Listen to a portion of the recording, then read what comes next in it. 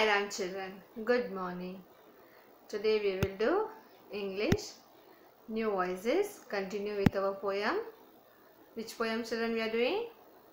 Yes, Dear Mr. Examiner, right? Okay, now look at this picture. Remember, this is a scene of an examination hall. The children are writing exam. You can see here, all are busy writing their exam with full attention and concentration. So, remember, we have done the poem in which the student, he read the questions carefully, but he was not able to answer. And then what he thought? He thought of writing the letter. Letter to examiner, and the letter was informal letter. So he is writing Dear Mr. Examiner, and in that he is mentioning everything, his observations and what is happening in the classroom and even outside, even at home, outside. So all that he is writing in the letter, and he is mentioning he has read the questions carefully, but he didn't know the answer. He has written the date, year, month, everything. Now for nothing further to say, he don't know anything. So he is writing the letter and he is explaining about that what his other friends, classmates are doing. Like Mandy has written 10 pages and he knows they are probably guff. And Angela Smith is copying, that also of a cuff. So let's continue and read the poem. Poem 11, Dear Mr. Examiner, written by Gareth Owen. Poem 11, Dear Mr. Examiner. Thank you so much for your questions. I have read them all carefully through, but there isn't a single one of them that I know the answer to. I have written my name as instructed, put the year, the month and the day. But after I finished doing that, I had nothing further to say. So I thought I'd write you a letter fairly informally about what's going on in the classroom and what it's like to be me. Mandy has written 10 pages, but it's probably frightful guff. And Angela Smith is copying the answers of her guff. Miss Quinlan is marking a homework. The clock keeps ticking away. For anyone not in the classroom, it's just another day. Mothers buying groceries, grandmothers drinking tea, unemployed men doing crosswords or watching Crowing Court on TV. The drizzle has finally stopped here.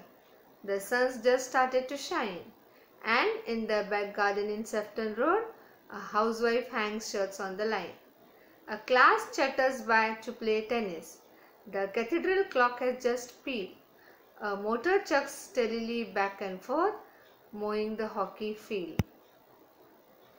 Miss Quinlan's just seen what I have written. Her face is an absolute mask. Before she collects in the papers, I have one little favor to ask. I thought your questions were lovely. There's only myself to blame. But couldn't you give me something for writing the date and my name? So children, look at this picture. You can see here. Yes, see the child, the student who don't know anything. Now he has read the questions carefully, but written the date, name, month, everything. Don't know the answer, so is thinking of writing the letter to Mr. Examiner. That is, Dear Mr. Examiner, in fairly informal letter, like in the form of conversation. And he is mentioning what is happening in the classroom. You can see here Mandy, that is, you can see here Mandy has written 10 pages. She is happy, but the student is thinking that might be probably guff. Guff means nonsense, maybe not related and all. Even some students you might have seen, remember the scene in the examination hall, they go on writing the supplements, they go on writing. So here also She's have written 10 pages. She's happy. And look here, Angela Smith. Now, might be she's copying because cuff, that is cuff you have of the long sleeves, and she's wearing the dress of long sleeves, and this child is happily writing the answer. So, this is the scene in the examination hall. Some are busy writing, some look here and there, some are tensed, some are happy because they know the paper, they have studied well. Okay, now we will continue from where we have stopped in the previous session. So, previous session we have read about Mandy has written 10 pages, Angela Smith is copying, and the child is writing the letter to Mr. Examiner after reading the questions carefully and writing the date, what the instructions were given. So let's continue. Miss Quinlan is marking our homework. The clock keeps ticking away. For anyone not in the classroom, it's just another day. Mothers buying groceries, grandmothers drinking tea, unemployed men doing crosswords or watching Crowing Court on TV. So their supervisor or the teacher was there, Miss Quinlan. She is marking homework. And the clock keeps ticking away. This is the sound made by the clock or the movement of the hands of the clock. So for not anyone in the classroom, those who are not in the classroom, it is for them their regular day, just another day. How the one day passes, another day, like that. It's just another day. And then he is remembering, he is thinking about the mother and grandmother and what others are doing. Grandmother, what mother is doing? Mother is buying groceries. That is groceries, you know. What are the things we require in the kitchen and all. Maybe that is your grains, pulses, whatever things. And grandmothers drinking tea. Grandmothers drinking tea. Unemployed. Unemployed means jobless. Those are not having job or those are not doing any work. So for them what they do crossword. They solve the crosswords. Or watching Crowing Court. Crowing Court is the name of a serial. It might be the serial that time popular on TV. It was a criminal serial, something like that. So all are busy watching that. The drizzle has finally stopped here. The sun's just started to shine. And in a back garden in Sefton Road, a housewife hangs shirts on the line. A class chatters by to play tennis. The cathedral clock has just pealed. A motor chugs steadily back and forth, mowing the hockey field. So now, how's the atmosphere? The drizzle. Drizzle is, you can say, very fine droplets. Small droplets, that like this. So the drizzle has finally stopped. And when the drizzle, that is a small droplets and all, fine droplets, just stop.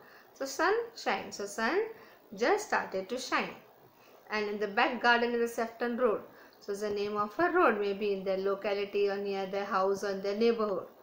So there also in the back garden, a housewife hangs shirts on the line. So when we hang the clothes, so we usually hang in line. A class chatters by. Chatters, you know, the sound or noise made by monkeys. So like the children, they shout high and low pitch sound and all. So the class, when they go out to play and all, so happy, so much noise they make. So class chatters by to play tennis.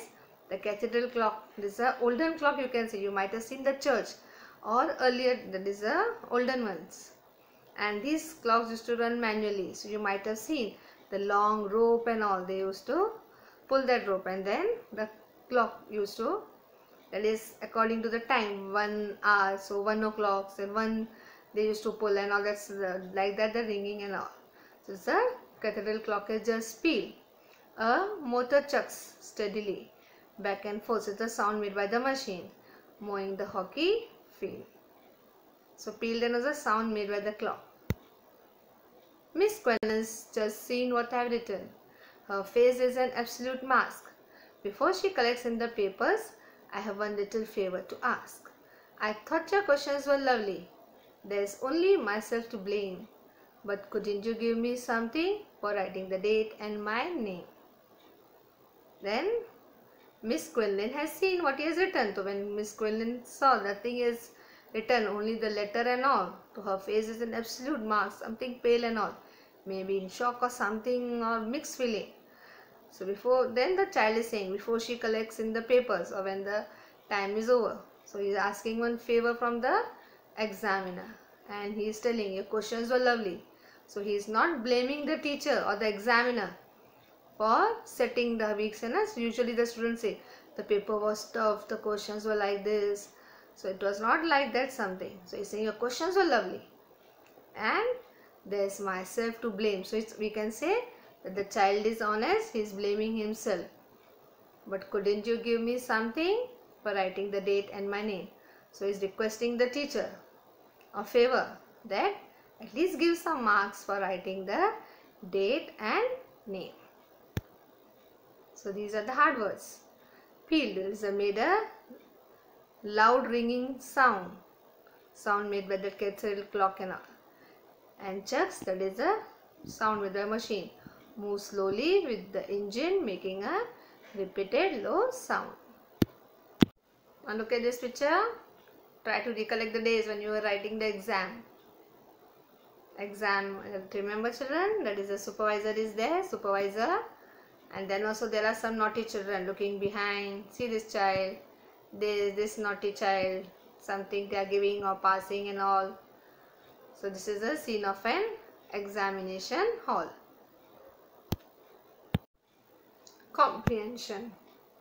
Answer these questions with reference to the contest. I thought your questions were lovely. There's only myself to blame. Why does the speaker blame herself, himself? Is he right in doing so? Yes children, so which are the lines given? I thought your questions were lovely. There's only myself to blame. Why does the speaker blame herself, himself? Is she right in doing so? Yes children. Why the student is blaming himself or herself?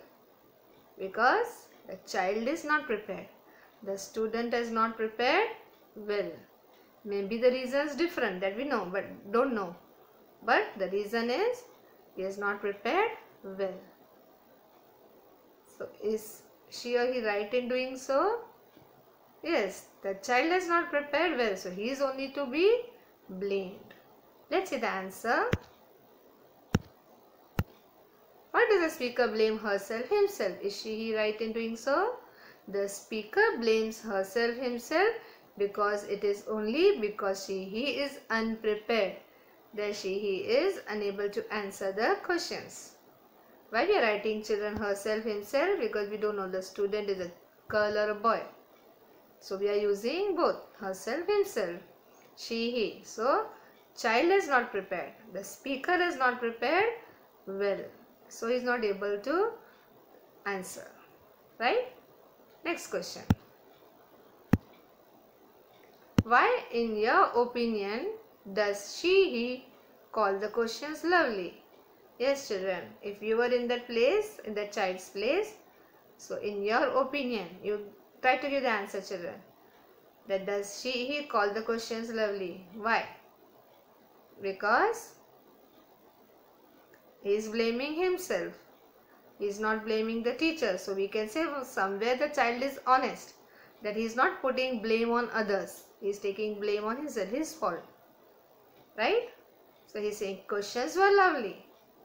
And even you might have somewhere faced or somewhere some student when they prepare for the exam, they write and come. When parents ask how was the paper, they say very nice paper, very good. All questions I knew, I wrote it. So when they will see the marks, the situation, that time actual situation comes, what they have done.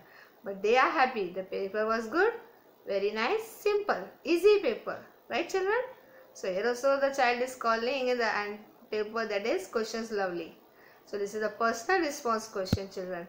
You have to give answer in your own word. What does speaker say right after admitting to her his fault? Yes children. Try to answer. The speaker is, first of all we can say the child or the student is honest. He is admitting his fault.